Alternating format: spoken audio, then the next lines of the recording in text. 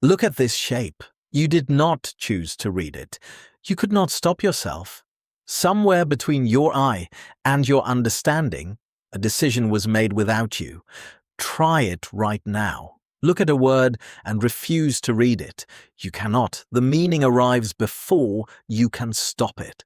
Now here is the strange part. Your brain has no region built for this. None. It was never in the design. So where is the reading happening? Start with the timeline, because the timeline is the whole problem. Anatomically, modern humans have been around for roughly 300,000 years.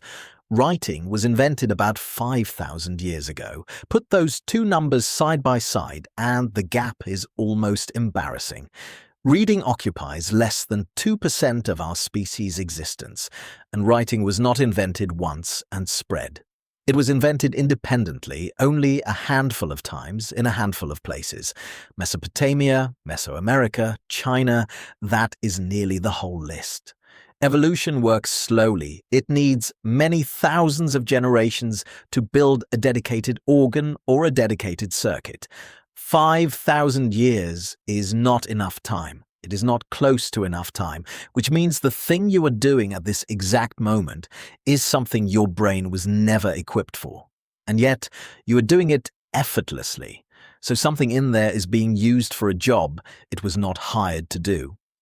In the early 2000s, Stanislas Dehaene, a cognitive neuroscientist in France, went looking for the place where reading happens. He put readers in a brain scanner and showed them words.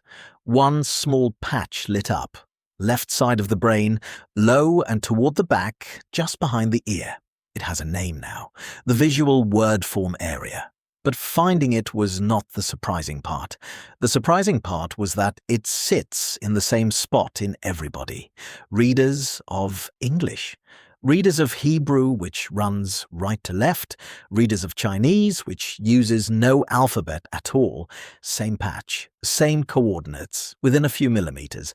Now think about what that means.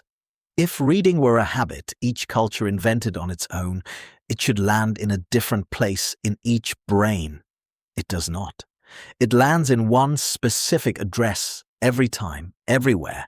Something was already sitting at that address. So what was that patch of brain doing for the 300,000 years before anyone wrote anything down? It was reading a different kind of text. That region specializes in recognizing shapes that stay the same when the lighting changes and the angle changes. A face is still that face in shadow, in profile from below. A tool is still that tool lying in the grass at a strange angle, and a track in the mud is still that animal's track, half washed away. Tracking, in particular, is old and it is difficult. A hunter reading tracks is decoding small marks arranged in a line, extracting an animal, a direction, and a delay. Small marks arranged in a line. Hold that phrase for a moment. Dehaene's proposal for what happened has a name. He calls it neuronal recycling. Reading did not get a new building. It moved into an old one. The circuit for recognizing shapes, faces, and marks was already there, already tuned, already fast. Writing arrived and took it over, which raises an uncomfortable question. If reading moved in, what moved out?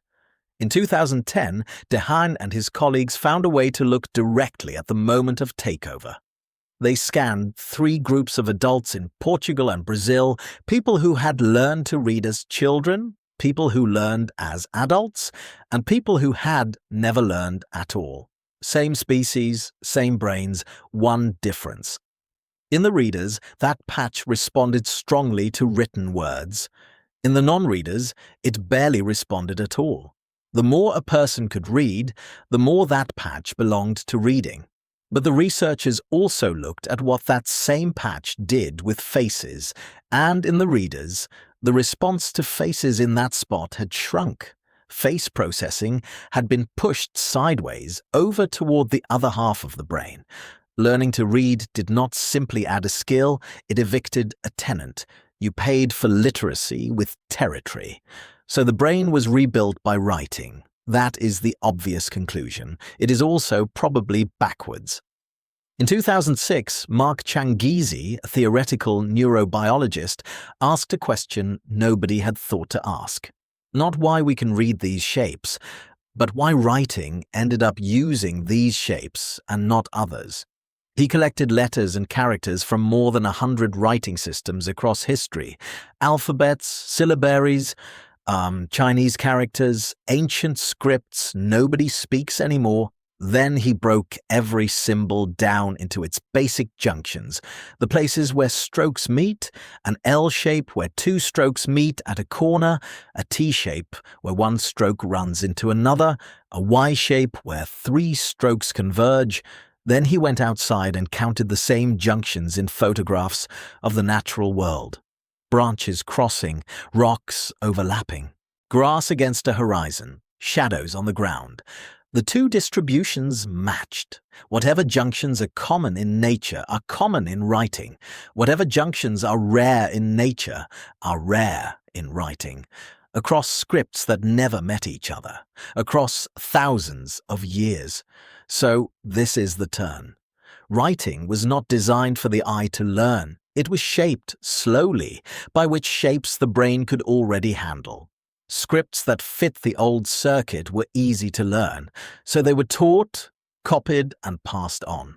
Scripts that did not fit were hard, so they died. Writing evolved to fit your brain. Your brain did not evolve to fit writing. The alphabet on this page is the shape of a forest, which changes how one more thing looks. Around 1 in 10 people find reading much harder than everyone around them. For a long time, that was treated as a defect, something broken in a person. But there is no reading organ to be born without. There is only an old circuit borrowed for a task that arrived 5,000 years ago and never asked permission. In some brains, the borrowing goes smoothly. In others, it does not. That is not a broken person. That is a borrowed circuit under strain. And now come back to the thing you could not stop doing at the start. You cannot look at a word in a language you know and see only ink. That is not a metaphor. It is measurable. Print the word for a color in the wrong color of ink and ask a person to name the ink color. They slow down every time. They cannot switch the reading off. Something learned 5,000 years ago is now more automatic than a color sitting in front of your eyes. That is how completely reading took the building. A circuit that spent 300,000 years reading faces and footprints now spends its day reading you sentences. It was never asked. It was never rebuilt. It was simply occupied. Look at this shape. You are using a hunter's eye to do it, and it still has not noticed that the forest is gone.